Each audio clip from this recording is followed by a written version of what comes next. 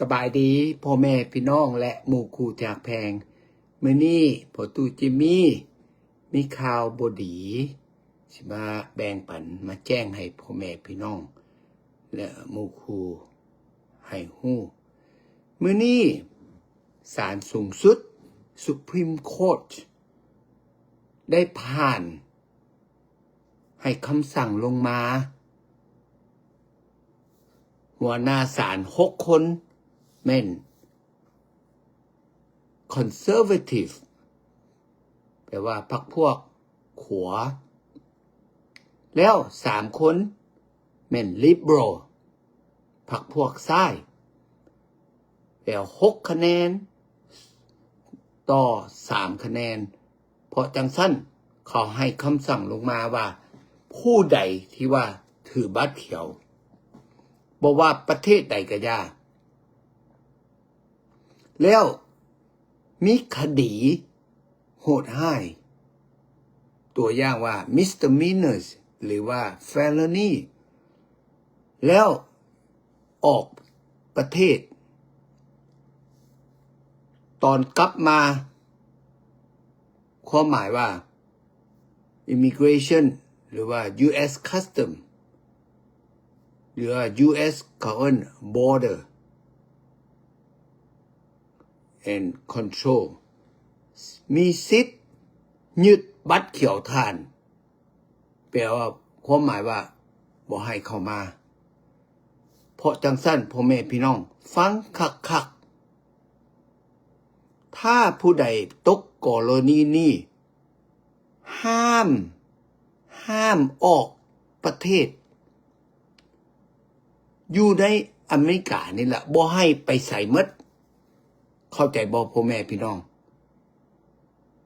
เพราะจังสั้น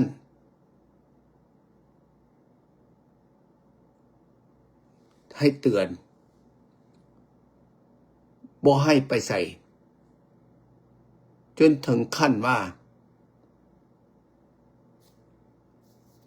กฎหมายเปลี่ยนมีอย่างเปลี่ยนแปลงหรือว่าแนวใด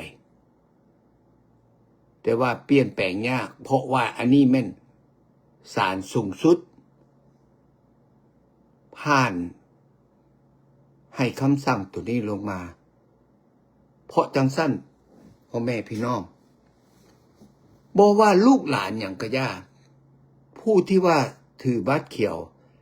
พยายามเตือนเขาอย่าสู้เฮ็ดผิดกฎหมายพ่อแม่พี่น้องกฎหมายอย่างกระยาอย่าสู้ไปเฮ็ดผิดแล้วเป็นไปได้พยายามไปเอาสัญชาติโอเคถ้าเอาสัญชาติแล้วแปลว่าปลอดภัยขึ้นหลายเข้าใจบ่พ่อแม่พี่น้องฟังคักๆอีกเทื่อหนึ่งเด้อถ้าบ่จำเป็นแท้จริงจำเป็นบ่จำเป็นก็อย่าผู้ถือบัตรเขียวที่ว่ามีคดี pending ยังบ่ขึ้นศาลก็อย่าหรือว่ายังบ่ตัดสินอย่าสู้ออกประเทศถ้าออกแล้วแปลว่าโอกาสนะ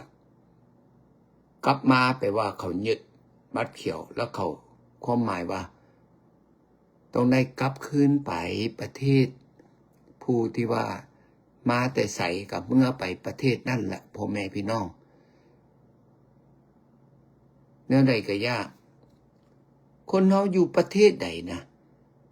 อย่าสู้เฮ็ดผิดกฎหมายพยายามเป็นประชาชนดีนับว่าขับรถกินเหล้าเมากับอันนี้ก็แม่นคดีอันตรายคือกันพ่อแม่พี่น้องอย่าสู้ให้มันเกิดขึ้นอย่าสู้ให้มีปืนในรถอย่าสู้ให้มีผงขาวอย่าสู้ให้มีซาหมดที่ว่า illegal drugs อันนี้แหละอันตรายแล้วอย่าสู้กลุ่มผู้หญิงกรณีแนวนี้ล่ะถ้าว่าทำให้หมู่คู่บ่ดีเตือนเขาอย่าสู้เอาผู้หญิงมาบ้านโลเลนับว่า ท่านความหมายว่าท่านบ่ได้กลุ่มกับย่าถ้าอยู่ในบ้านหลังเดียวกันตำรวจสิเอาจับไปหมดสมัยตะกี้พ่อแม่พี่น้องคนลาวหลายคนเป็นอย่างว่าไปเอาสัญชาติบ่ได้ย้อนว่าตะกี้บ่ฮู้มีหมู่เล่นน้ำหมู่บ่ดี แล้วเอาผู้สาวมาบ้าน แล้วมีเรื่องตำรวจจับหมดทุกคนอยู่ในบ้านหลังนั้น แล้วเป็นแนวใดตอนนั้นเพราะว่าภาษาอังกฤษบ่เป็นบ่เก่งกับย่าแล้วบ่มีนายภาษาอีกแล้วไปฟังความทนายความกับเจ้าน่ะ Public Defender เขาบอกว่าถ้าท่านรับผิดโทษก็สิเบาลงก็บ่ต้องเข้าคุกแต่ว่าสุดท้ายเป็นเท่าใดไปเอาสัญชาติ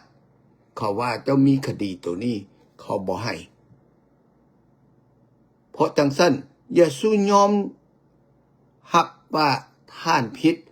ถ้าบ่ผิดต่อสู้จนมือถ้าเฮาเฮ็ดบ่ได้พัวพันน้ำหมวดกลุ่มผู้สาวอย่าสู้เป็นหับผิดจักเถื่อพ่อแม่พี่น้องต้องต่อสู้จนมือสุดท้ายเฉพาะสมัยนี้มีคนนายภาษาอย่าจุไปหับโทษจักเถื่อพ่อแม่พี่น้องอันนี้แหละความผิดสมัยตะกี้บ่มีคนแนะนำบ่มีคนเตือนเข้าใจบ่จื้อเมียนพ่อแม่พี่น้องถ้าเฮาบ่ผิดหยังอย่าสู้ไปหับจ้างท่านในความก็จ้างหรือว่าแนวใดก็อย่าถ้าหับผิดปุ๊บแปลว่าชาตินี้ลึกบ่ได้ละคดีอยู่ในโตอยู่ในเรคคอร์ดของรัฐบาลแปลว่าลึกบ่ได้ละเข้าใจบ่พ่อแม่พี่น้องแนวใดก็อย่าวิดีโอตัวนี้ทุกคนต้องกรุณาต้องซอยแบ่งปันให้คนอื่นเรียนรู้พ่อแม่พี่น้องสำคัญด่วนอีกโอเคขอบใจพบกันโอกาสหน้าบ๊ายบาย